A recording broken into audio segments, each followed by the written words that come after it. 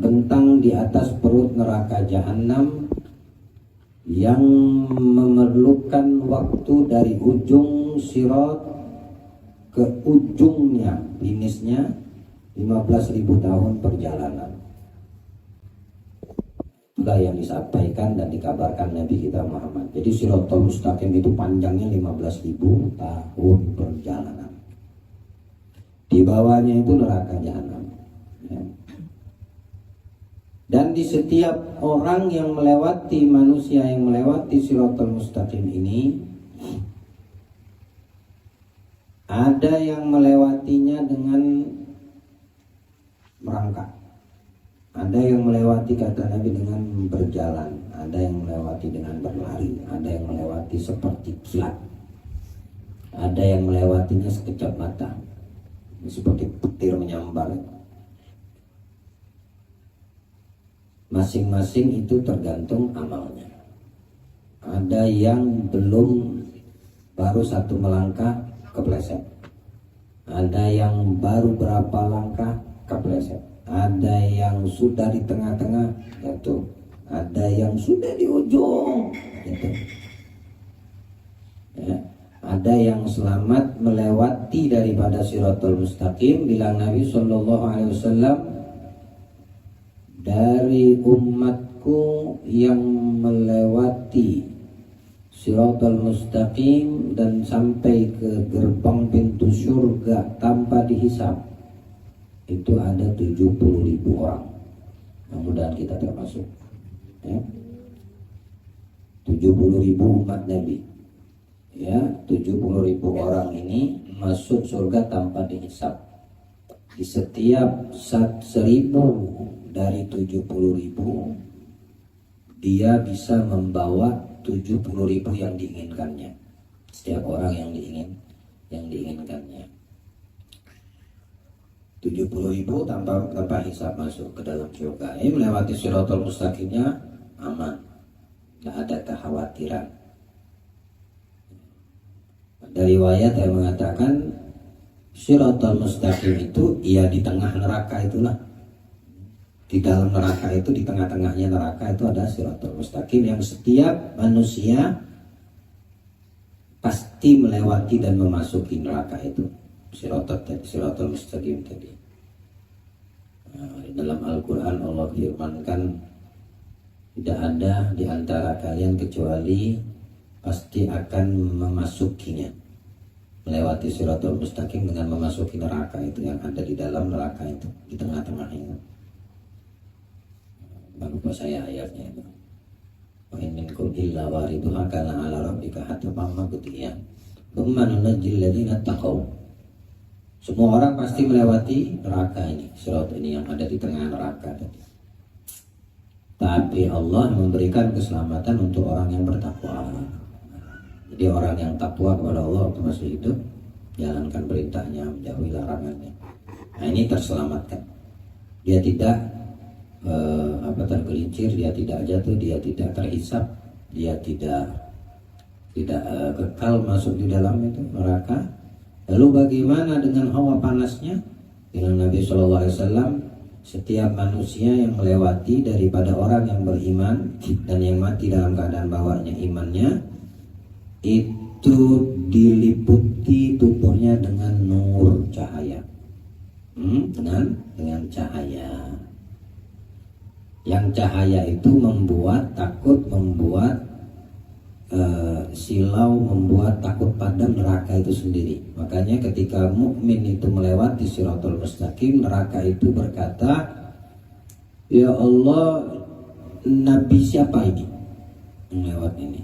Padahal bukan Nabi, tapi umat Nabi Muhammad, manusia biasa, tapi umat dari kalangan umat Nabi. Maka dikatakan itu bukan Nabi atau Rasul, melainkan manusia dari umat Nabi. Cepatkan mereka, kata neraka lewat.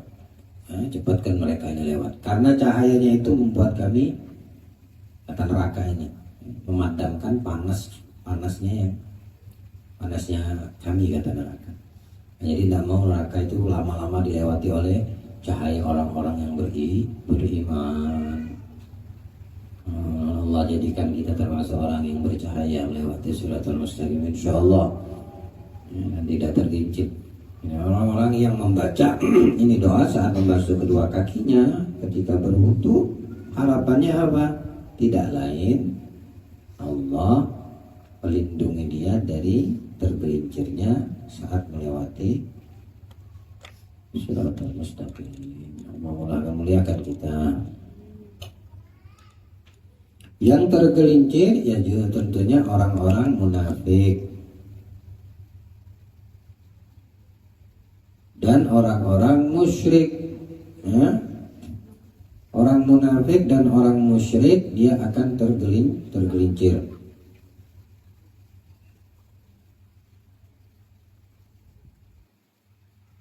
Munafik yang bagaimana yang dimaksudkan orang munafik? Yang memang Islamnya secara zahir, kafirnya secara batin.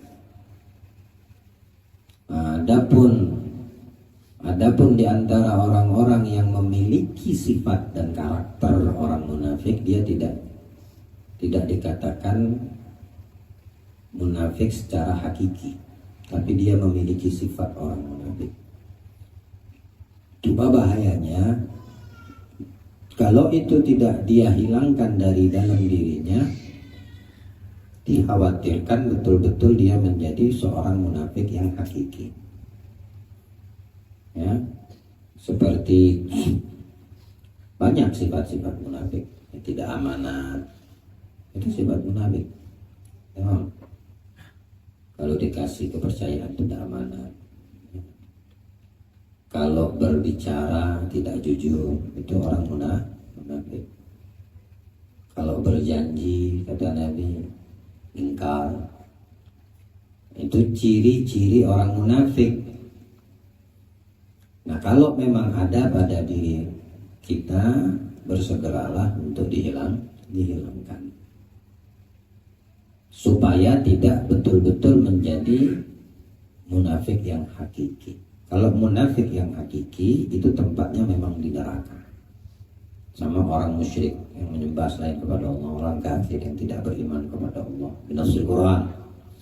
Innal munafiqina fid darkil asfali minan nar. Orang munafik itu tempatnya di kerak neraka.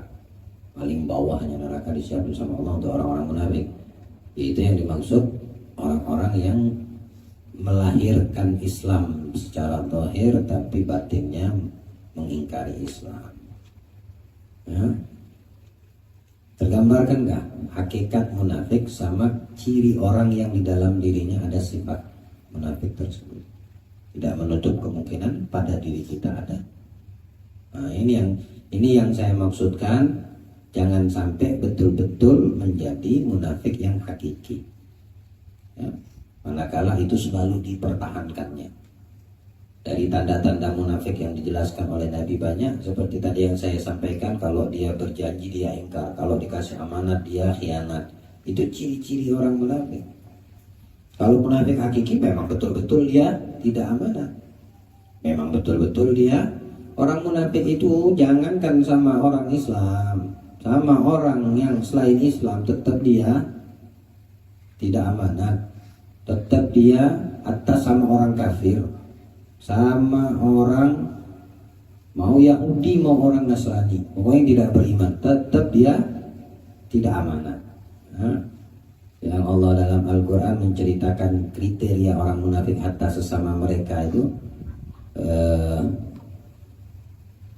kalau saat mereka mengatakan sebagian kepada orang-orang musyrik, orang-orang kafir, siapa orang munafik?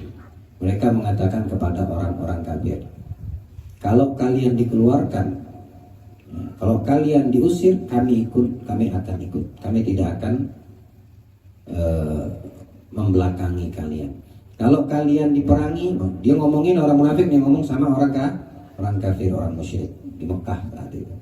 Kalau kalian diperangi, kami akan ikut bantu perang. Padahal kata Allah, ya, kami menjadi saksi, kata Allah, mereka itu orang munafik itu dusta, ngomong aja. Kalau memang perang mereka dulu yang kabur, kata Allah. Nah, itu orang munafik betul. Atas sama orang kafir saja, orang musyrik mereka munafik. Jangankan sama Nabi Muhammad, Sesama orang yang tidak beriman mereka tetap munafiknya begitu. Kalau seandainya kalian butuh bantuan, kami akan bantu. Enggak, ketika mereka orang-orang musyrik Mekah itu butuh bantuan, tidak mau mereka bantu. Itu ada disebutkan dalam kisahnya, itu dalam surat Al-Hasyr. Ya, Al-Hasyr. Supaya kita tahu munafik yang hakiki itu yang bagaimana. Tolong ambil Quran. Ini nih sebelah belakang ini meja. Ya.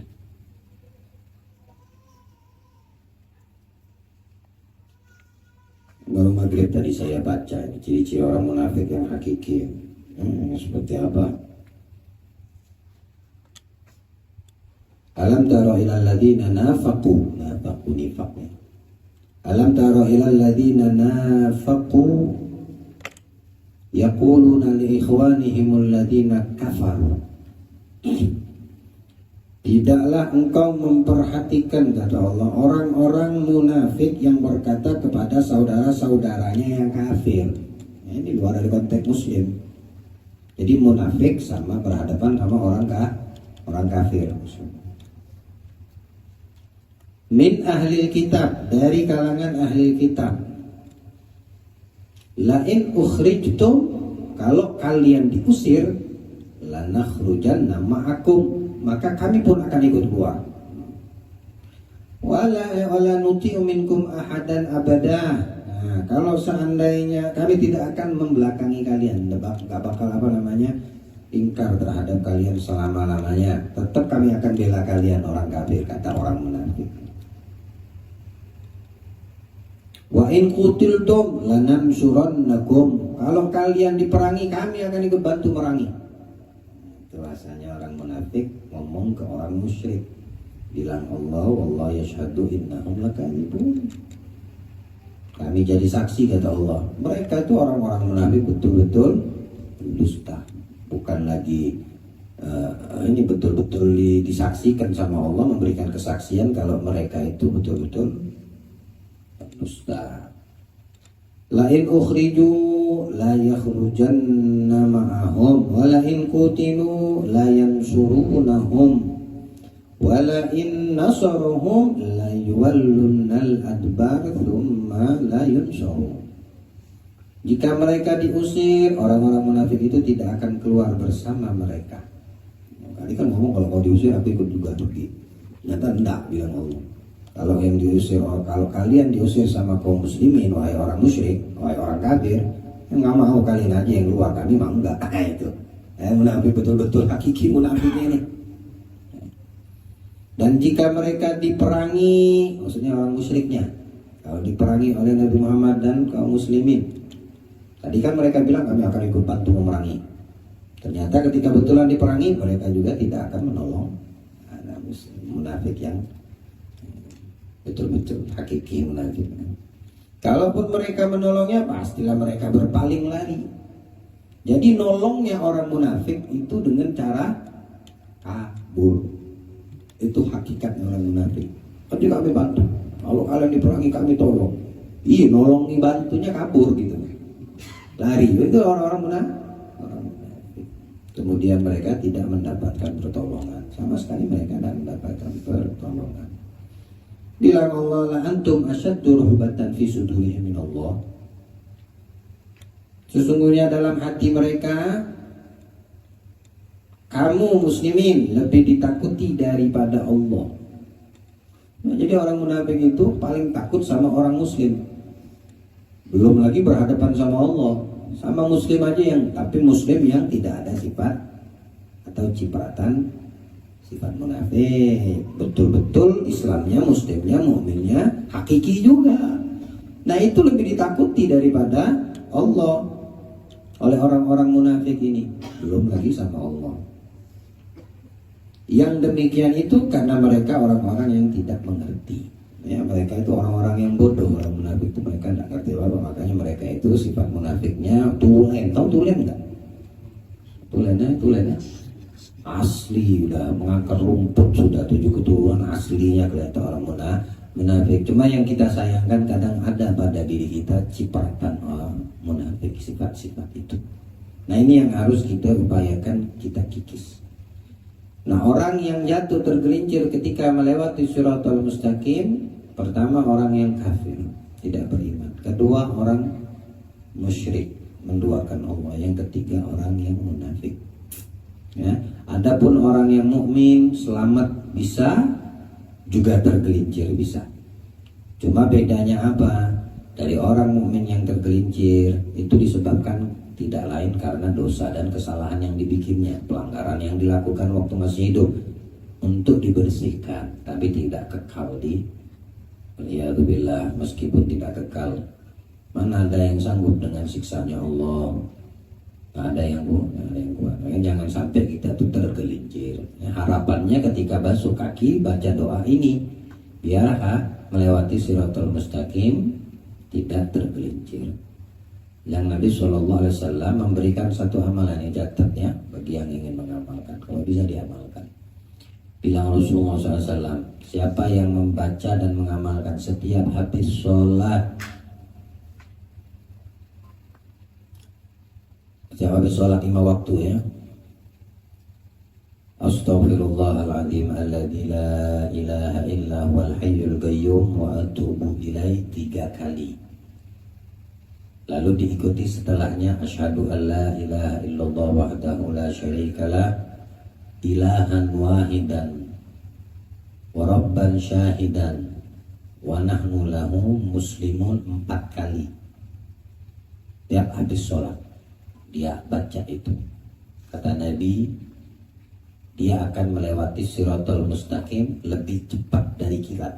Oh, Masya Allah, lebih cepat dari kilat. Kilat itu cepat, tapi ini melebihi kecepatan kilat melewati Shiratal Mustaqim.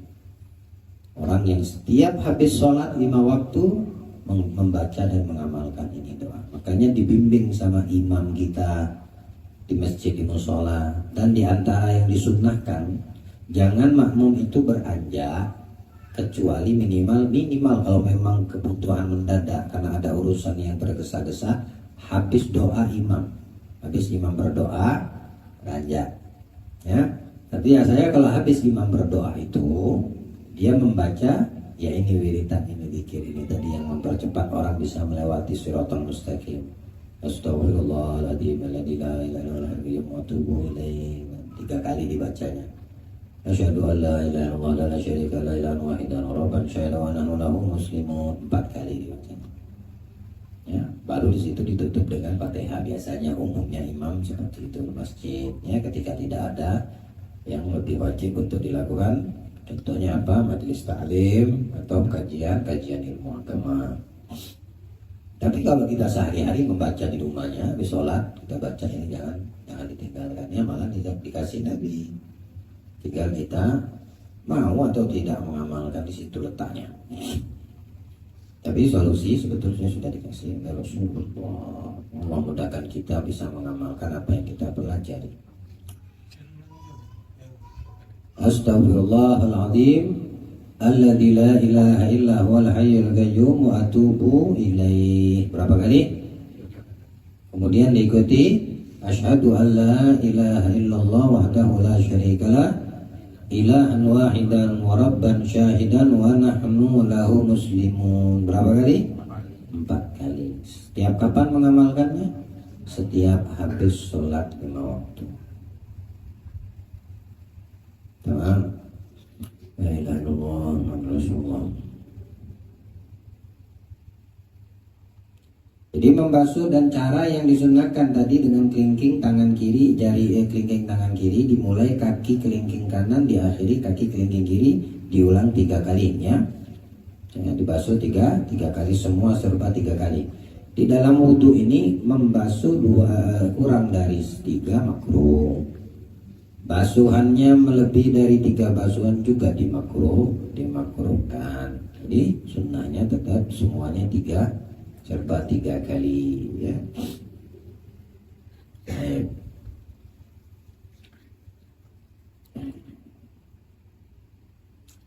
Kemudian warfa ilma ila ansofis saqain, istiqrari salatan fi jami' af'al. Selesai berwudu, pandanglah ke atas langit. Nah, wudu udah selesai nih, kaifiah wudunya udah selesai. Ya, tata cara sempurna wudunya udah diamalkan. Dia keluar dari kamar mandi jika wudu di kamar mandi atau di keran di luar kamar mandi. Selesai itu dia menengadahkan pandangan matanya ke langit. Nah, melihat ke arah langit dan mengangkat kedua tangan. Ini yang disebutkan ya. Warfa basarak ila sama wagul, langsung membacakan ini ya. Mengangkat kedua tangan bagi laki-laki sampai ke teaknya kelihatan, putih-putih teaknya, keleknya, teaknya kelihatan, ini tinggi jadi angkatnya. Untuk laki-laki, tapi tidak untuk perempuan. Sini kosong nih. Ya. Laki-laki angkat kedua tangannya, matanya, kepalanya lihat ke arah langit, hadap kiblat. Jadi mana kiblat, menghadap ke arah langit, pandangan matanya, kedua tangan diangkat, sekiranya ketiaknya kelihatan. Kalau perempuan tidak, perempuan biasa saja, ya, merapatkan bahkan kedua tangannya, tapi tetap menghadap ke langit. Wagul dan baca. Nah, ini doa habis wudu. Ini doa setelah wudu juga diajarkan Nabi kita Muhammad. Asyhadu an la ilaha illallah wahdahu la syarikalah wa asyhadu anna Muhammadan abduhu wa rasuluh. Ini ucapan sirah doa ini rawahul Muslim wa Tirmidzi. Ya, disahihkan oleh Imam Muslim di dalam hadisnya Imam Tirmidzi. Sampai situ ya, asyhadu an la ilaha illallah wahdahu la syarikalah wa asyhadu anna Muhammadan abduhu wa rasuluh. Itu hadis sahih. Ya, rawahul Muslim dan Imam Tirmidzi. Subhanakallahumma wa bihamdika asyhadu an la ilaha illa anta amiltu su'an wa dhalamtu nafsi astaghfiruka wa atubu ilaik. Itu tambahannya. Tamam. Ya, artinya di sini dijelaskan bahwasanya tidak ada Tuhan selain Allah, tiada sekutu baginya, dan aku juga bersaksi bahwa Muhammad adalah hamba dan rasul utusan Allah. Maha suci Engkau ya Allah, dan dengan memujimu, maksudnya Allah, aku bersaksi bahwa tidak ada Tuhan selain Engkau. Aku telah melakukan kejahatan. Oh iya, jelas. Bagaimana manusia tidak melakukan kejahatan? Manusia mana yang luput dari kejahatan? Tidak ada manusia yang terlindungi diri dari kejahatan. Mau dia sadar atau tidak, mau tampak atau tersirat di dalam hati, maksiat itu bisa saja terjadi. Makanya di antara keutamaan orang yang betul-betul di saat dia berwudu, melakukan wudunya dengan sempurna, nah, kejahatan itu terhapus. Kalau kejahatannya di wajahnya, dihapus sama Allah dengan tetesan terakhir yang menetes. Ya, selama tidak diusap dengan handuk, kecuali kalau sakit musim dingin, nggak apa-apa. Tapi kalau diusap dengan handuk, sama saja dia mengusap daripada dosa yang mau hilang tadi dari basuhan yang terkena air. Sampai situ. Wajahnya berkaitan dengan wajah apa? Mata melakukan dosa, hidung, mulut, kuping, ya. Apa namanya, dosa wajah gimana? Wajah dosa wajah. Ya, merasa sombong mungkin wajahnya tampan, merasa sombong meremehkan orang wajahnya cantik, itu kan dosa tuh. Nah, itu terhapus dengan wudu saat membasuh wajah. Makanya wudu itu jangan saja, kalau bisa wudu itu 24 jam dalam keadaan kita ini mempunyai wudu suci. Bahkan memperbaharui wudu itu sunnah. Kita masih ada wudu nih, lalu kita berwudu lagi untuk memperbaharui. Itu namanya tajdidul wudu. Itu sunnah. Ya. Kalau bisa 24 jam tidak ada batal. Artinya dalam keadaannya suci, dalam keadaan dirinya itu punya wudu. Ya batal langsung dia wudu.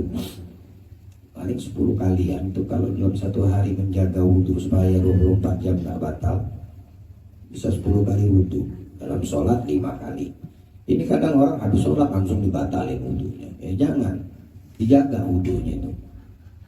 Oh ini mau pipis, sana mau buang air besar, monggo silakan. Tapi selesai daripada itu wudu lagi.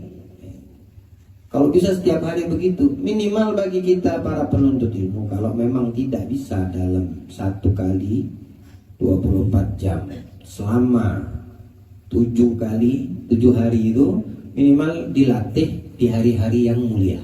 Contoh hari Jumat, contoh hari Senin. Ya, aneh mau latih nafsu aneh, diri aneh hari Jumat 24 jam aneh dalam keadaan suci, dalam keadaan tohar. Tiap hari Jumat dia begitu. Nanti kalau udah terbiasa ditambah lagi hari Senin, hari kelahiran Nabi. Senin sama Jumat ini hari yang mulia. Lama-lama nanti dia setiap hari dalam keadaan tohar. Kenapa? Apa manfaatnya? Banyak. Orang yang selalu menjaga dirinya dalam keadaan suci, maksudnya dalam keadaan punya wudu, ya, tiap kali batal dia langsung berwudu. Itu banyak karomah yang Allah berikan, kemuliaan untuk dirinya. Di antaranya pertama dikatakan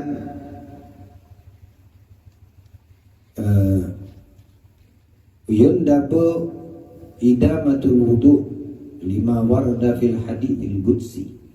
Ada riwayat hadits qudsi, Allah mengatakan kepada Nabi Musa, jadi disunnahkan terus menerus continue dalam keadaan toharoh kita ini, karena ada hadits yang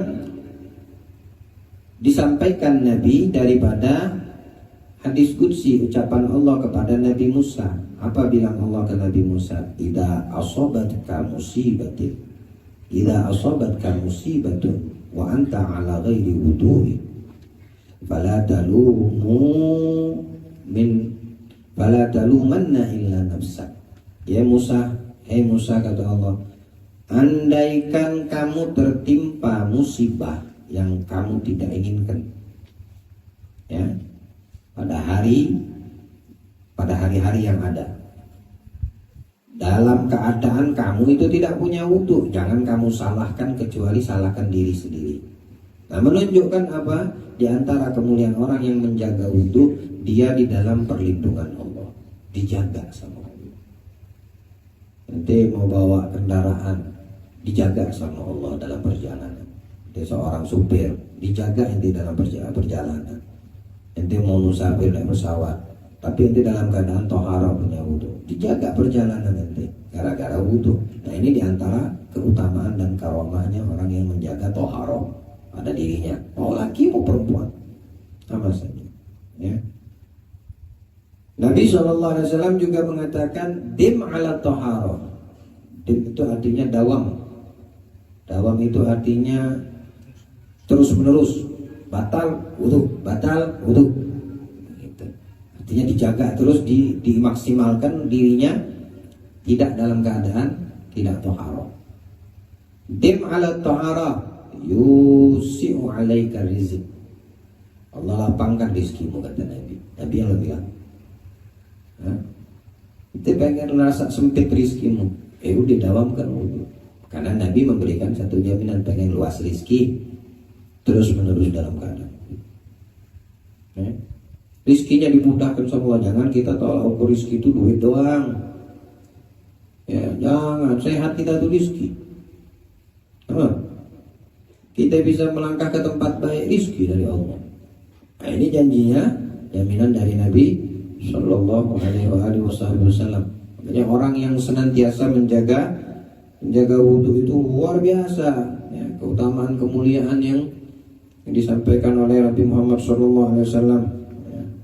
Di antara apa yang dikatakan Rasulullah, man tawadda fa ahsana wudu shalla rak'atain lam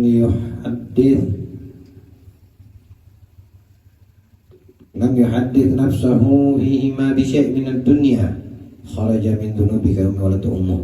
Kata Nabi, barang siapa yang berwudu dan memperindah wudunya.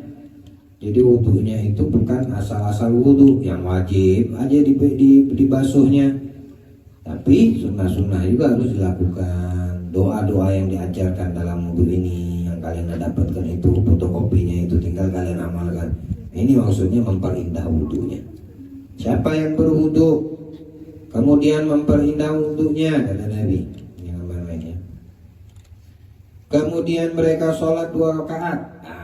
Habis wudu dia sholat 2 rakaat. Sholat niatnya bagaimana? Sunnah ba'diyatil wudu. Sholli raka'atainil wudu. Bisa. Sholli raka'ataini ba'diyatil wudu. Lam yuhaddits nafsu bima. Antara dia berwudu sampai dia sholat tadi, mengerjakan sholat itu, dia tidak berkata-kata, berucap. Ya, di antara dua ini, antara pelaksanaan wudu sampai selesai 2 rakaat sholat sunnah tadi, dia tidak berkata-kata perihal dunia. Tidak ada urusan dunia dibahas. Kharaja min dzunubika wa wulidtu ummu. Maka dia, kata Rasulullah, yang melakukan ini seperti bayi yang baru dilahirkan ibu. Maksudnya apa? Tidak ada dosa. Dosa ini diampunin sama Allah. Ringanlah, kerjaannya ringan.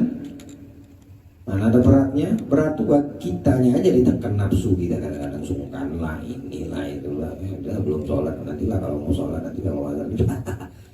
Ini perkara yang azim, perkara yang besar, yang agung, manfaatnya juga luar biasa. Di nasul hadis Nabi menjelaskan. Kita kadang kalau ada orang perintahkan kita ini dan itu, baru cepatlah Nabi SAW memberikan dan menganjurkan. Kalaupun dikatakan Nabi memberikan perintah, susah banget kita melakukan. Tidak ada yang merugi kecuali diri sendiri kalau mengamalkan, menjalani, mentaati apa yang dijadikan anjuran dalam Islam melalui apa yang diucapkan Nabi. Untungnya sendiri untuk dia. Waqala sallallahu alaihi wasallam, kemudian Nabi SAW juga dalam hadis lain mengatakan, ala unabbiukum bima yukaffiru bihil khataya wa yarfa'u bihi darajat. Maukah kalian, maksudnya sahabat-sahabat, kasih tahu di hadapan Nabi, aku kasih kabar kepada kalian dengan satu pekerjaan perkara yang bisa mengampunkan dosa kalian dan mengangkat derajat kalian. Mau enggak, kata Nabi? Kira-kira ditangkap enggak sama sahabat? Oh, tangkap sama sahabat. Mau. Bukan sekedar mau, tapi dipraktekkan, diamalkan sama sahabat. Itulah bedanya generasi pertama, paling baiknya generasi, kemudian generasi setelahnya, kemudian setelahnya. Generasi kita saat ini, kita yang paling baik, generasi kita. Di atas kita ya generasi sebelum kita, orang tua kita mungkin. Ya, generasi kita ini adalah generasi paling baik untuk anak cucu kita dan generasi berikutnya. Isbagul wudu alal makari. Sempurnakan wudu dan daripada meninggalkan apa yang tidak disukai. Maksudnya tuntaskan wudu. Bukan yang wajibnya aja. Kalau yang wajib doang cuma 4 anggota saja. Muka, tangan, kepala, kaki, selesai. Tidak basuh telinga, enggak masalah. Tapi itu tidak menuntaskan wudu namanya. Tidak menyempurnakan wudu. Wa naqlul aqdam ilal masjid. Kemudian kalian melangkah setelah berwudu di rumah, kaki kalian menuju ke masjid. Wa intidharus shalah. Menunggu waktu sholat masuk. Nah, ini dari sini bisa dipahami. Bukan ketika azan baru ke masjid, tapi sebelum panggilan sholat, masuk waktu sholat, dia udah standby menunggu waktu sholat tiba. Fadzalikumur ribat. Nah, itu akan membuat kalian mendapatkan derajat terangkat, dosa diampunkan. Wa tawadda sallallahu alaihi wasallam marratan wa qala hadza wudu la yuqbalu shalah illa bi. Ada orang yang berwudu sekali-sekali aja. Bukan sesekali, maksudnya basuhannya sekali, kan sunnahnya 3 kali tuh. Dia sekali udah, wajah sekali, tangan sekali, kepala sekali, kaki sekali, telinga semua sekali.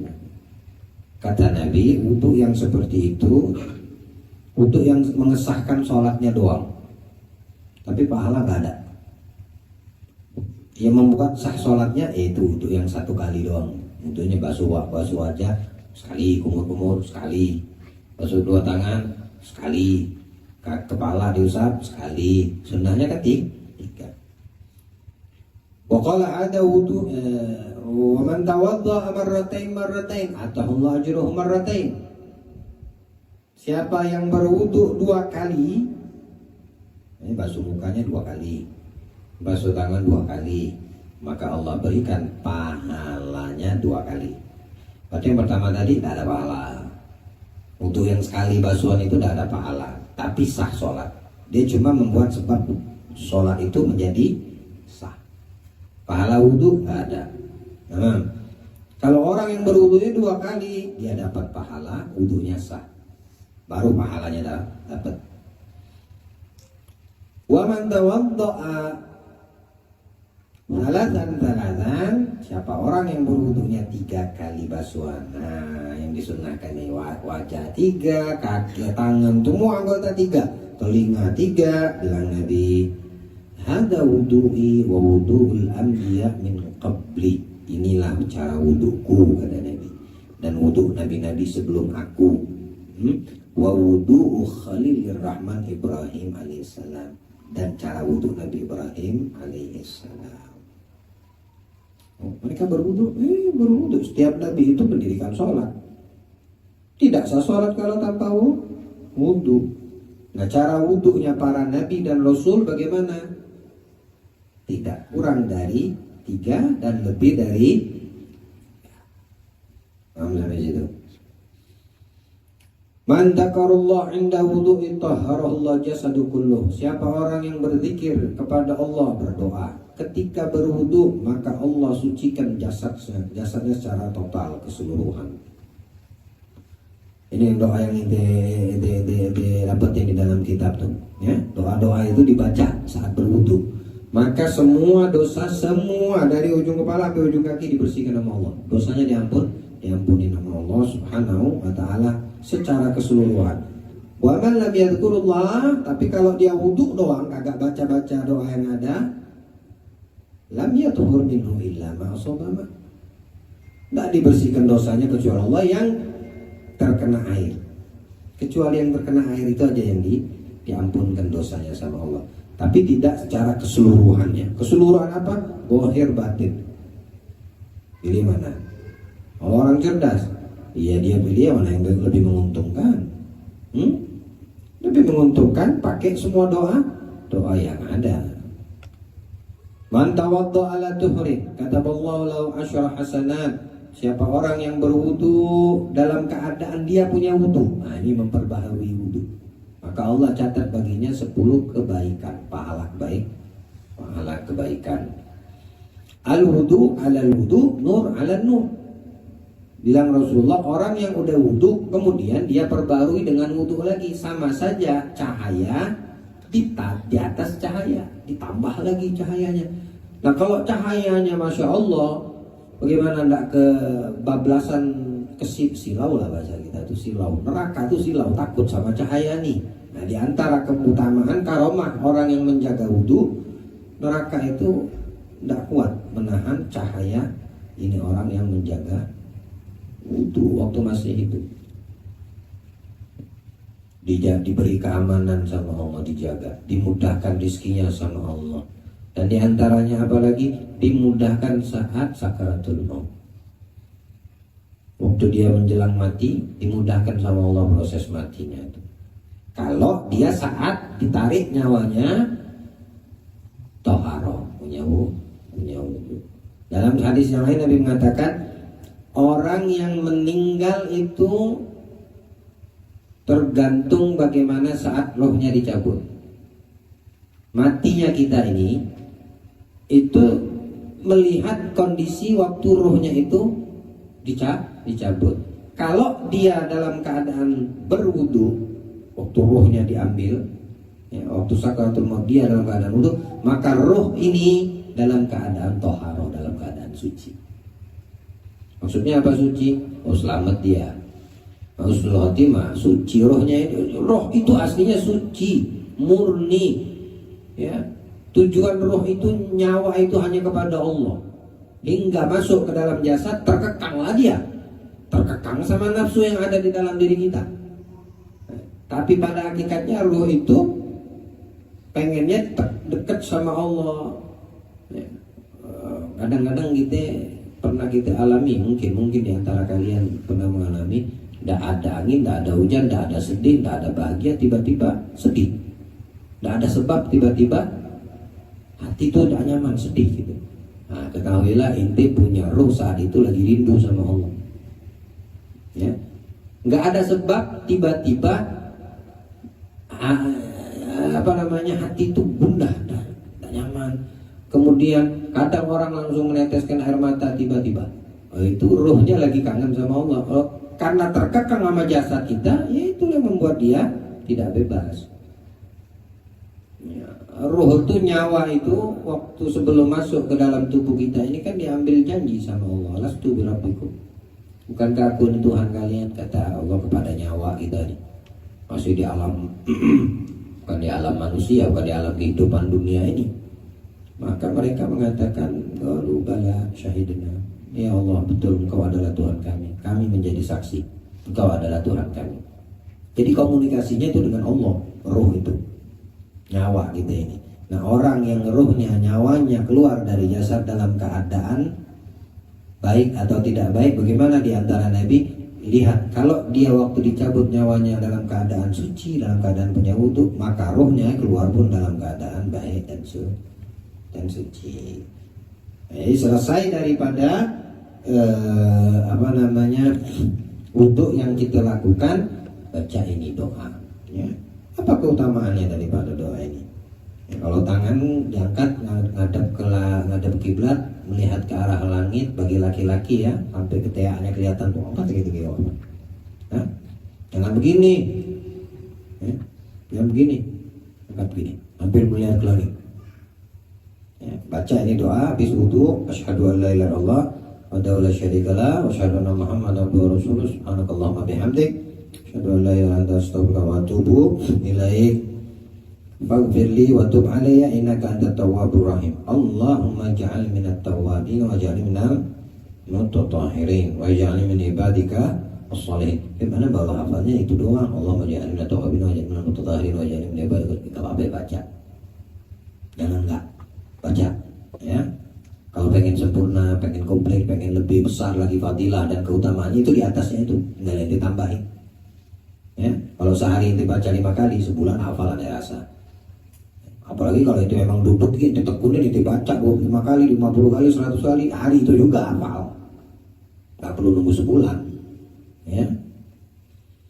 Waj'alni saburan syakuran waj'alni adhkuruka katsiran wa usabbihuka bukratan wa asila. Faman qala hadhihi da'wa fi wudu'ihi kharajat khataya min jami' a'dha'ihi wa khutima 'ala wudu'i bi khatimi wa rufi'a lahu tahta al-'arsy falam yazal yusabbihullah wa yuqaddisu lahu thawab dari yaumil qiyamah. Allahu akbar. Orang wudunya bagus, sunnah wudu, adab dia praktekkan. Habis wudu dia angkat kepala menghadap langit, melihat ke arah langit, menghadap kiblat. 2 tangan diangkatnya tinggi-tinggi bagi laki-laki, perempuan enggak. Ya, dia baca ini doa habis wudu. Bilang Nabi SAW, siapa yang baca ini doa, niscaya dosa-dosanya akan terlepas dari seluruh anggota. Kalau sehari 5 kali dari fardu yang dia lakukan dengan praktek seperti ini, apa dia dalam keadaan bersih, suci, gak ada dosa manusia itu. Meskipun di antara sholat ke sholat dia melakukan dosa, ketika dia berwudu mau sholat untuk mendirikan sholat, dihapus lagi sama Allah dosanya. Ini kekhususan buat kita umat Nabi, maka jangan sia-siakan khususiyah ini. Ya, VIP ya, ibarat ini VIP, dan semua orang bisa melakukannya kecuali orang-orang yang ada keinginan dan kuat di dalam kesungguhan. Nah, wudhunya itu diangkat sampai ke bawah arsy kerajaan Allah. Disitulah posisinya diletakkan sama Allah. Wudhu yang dikerjakan dengan sempurna dan diakhiri ditutup dengan doa ini tadi, diangkat sampai di bawah arsy Allah. Ini wudhu tadi yang perfect tadi, yang sempurna tadi, dia bertasbih mensucikan Allah sampai hari kiamat. Yang berwudhu itu diberikan pahala, dicatat pahala bagi dia sampai hari kiamat. Asal wudhunya betul, bukan asal-asal. Betul. Ya minimal praktekkanlah. Kalau wudhu kita selama ini nggak seperti yang kita pelajari, kan sekarang udah kita pelajari. Praktek aja udah di rumah masing-masing. Cara wudhu yang betul bagaimana? Oh, pertama ini doanya sudah aku dapatkan, tinggal aku baca aja. Udah. Pahalanya sampai hari kiamat kalau wudhunya betul. Dia bertasbih, pahala tasbihnya itu untuk yang berwudhu sampai hari kiamat tidak hapus. Tapi kalau wudhunya asal-asalan, ya itu tadi. Ada yang wudhunya sekali basuhan, ada yang dua kali, ya. Itu namanya kalau bahasa orang bacandaannya itu wudhu bebek. Oh, wudhu bebek. Kalau bebek mandi gimana? Masa tok selesai. Nyelupkan kepalanya habis udah. Itu wudhu bebek. Janganlah. Kita wudhu umat Nabi Muhammad, wudhu yang muslim, wudhu yang mukmin sempurna. Ya, batal wudhu lagi, batal wudhu lagi. Kalau tidur kan batal wudhu. Di antara yang membatalkan wudhu, ya secara hissi wudhunya batal. Tapi secara maknawi dia dalam keadaan tidurnya berhubungan suami istri aja tidak disunahkan wudhu. Kan bukannya bersentuhan sama bini batal? Iya, secara hissi, secara maknawi tidak batal. Dia dalam keadaan mendatangi keluarganya dalam keadaan suci. Maka lahirlah dari sperma itu anak-anak yang soleh dan solehah. Nah, ini kemuliaan wudhu, ya. Jaga wudhu dan selalu dawamkan daripada ibadah wudhu tersebut. Allah berikan pemahaman, ya. Atas itu, ya. Bisa insyaallah kita lanjut lagi. Wajtani wudhu ikasabaan. Ini ada yang harus kita hindari dari 7 perkara saat kita berwudhu. Insyaallah minggu depan kita lanjutkan. Allah berikan kesehatan, afiat, umur yang panjang, dan diberkahi dari ilmu yang kita pelajari. Semoga Allah memudahkan kita untuk mengamalkan apa yang kita pelajari. Ij'alna minal ladzina yastami'unal qaul wa yattabi'una ahsana. Amin Allahumma amin. Wassallallahu alaihi wasallam.